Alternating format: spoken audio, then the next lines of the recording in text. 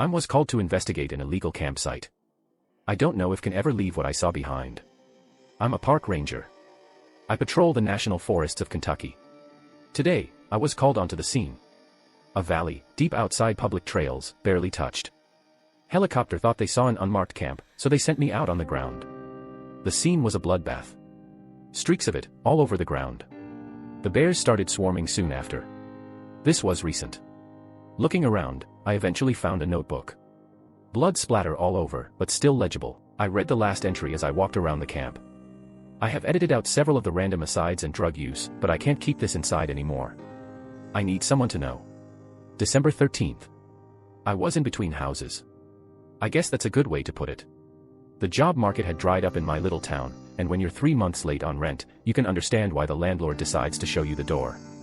I never thought backpacking would be the answer, and I suppose it really isn't in the dead of winter, but here I was. All of my remaining possidons were on my back, and the national forest seemed as good a place as any to try and settle down.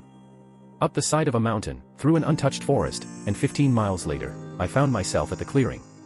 The ring of trees circled the valley, a small lake nestled in the middle. I thought this was it. I set up my home base, and threw a few lines out. A few trout obliged my hooks, and with that, I had enough for the night.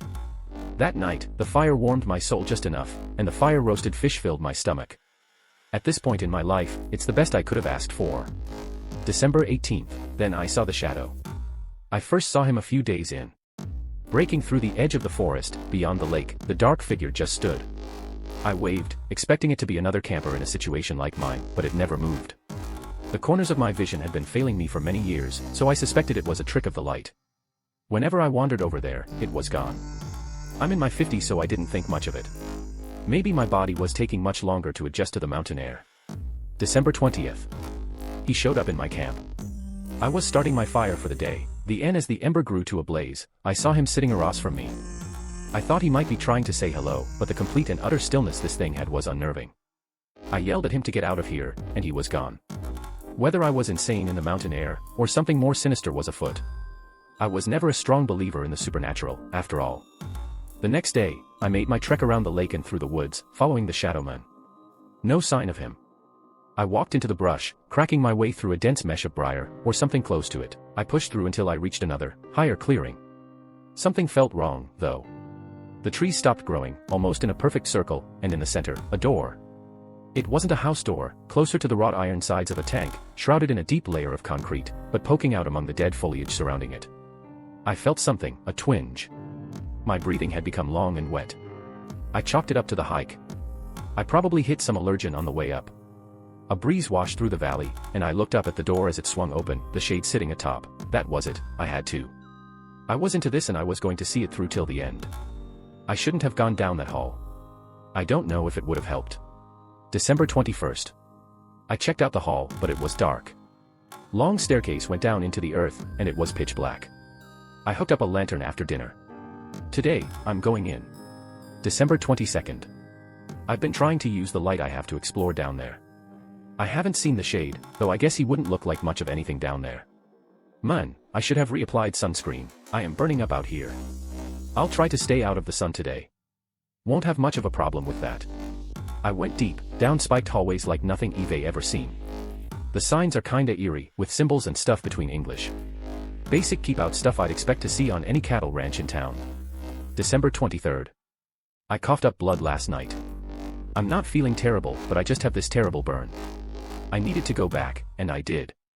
Further this time, I used a line hooked up to the door to lead me back, and I went all in. Nothing but dirt and more dirt. At the end of the hall, there's a little metal ball. I tried to touch it, but it was pretty hot. Must be one of those flukes. I'll come back tomorrow. December 24th, Christmas Eve. What a joke.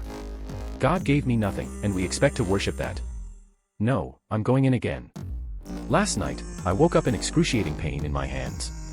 The skin had started to peel, and I saw bruising all over. This felt like more of a burn. December 25th. My body is decaying. I woke up again. Hell, I didn't sleep. I felt a pain in my right index finger. My hand, it just went on instinct. I grabbed my finger, and like a wet sock, the blood squelched and my fingernail laid in my hand, blood dripping from the wound. I wrapped it up in a bandage.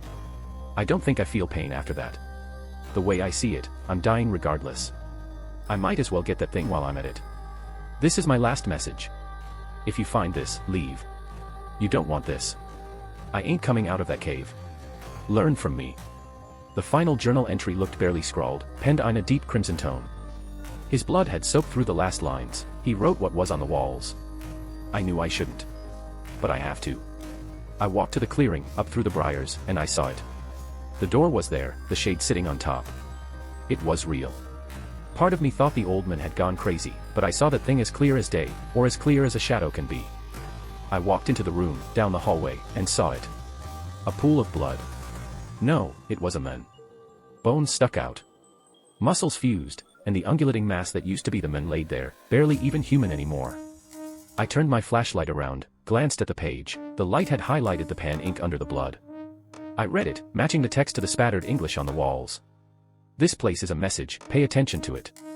Sending this message was important to us. We considered ourselves to be a powerful culture. This place is not a place of horror. No highly esteemed deed is commemorated here. Nothing valued in here. What is here is dangerous and repulsive. This is a message about danger.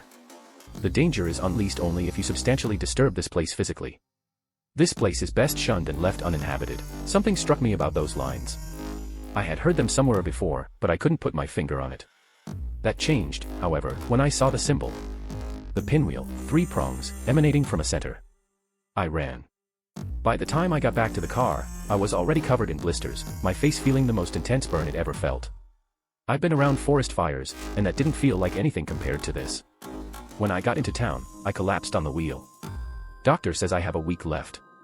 I know I'm not gonna make it a day. Cancer. I don't know if this message is a goodbye. I don't know if I have the stomach to tie the rope, but I need to leave the world with something, anything. You don't need to explore those empty clearings in the mountains. They kill slow, but they kill all the same.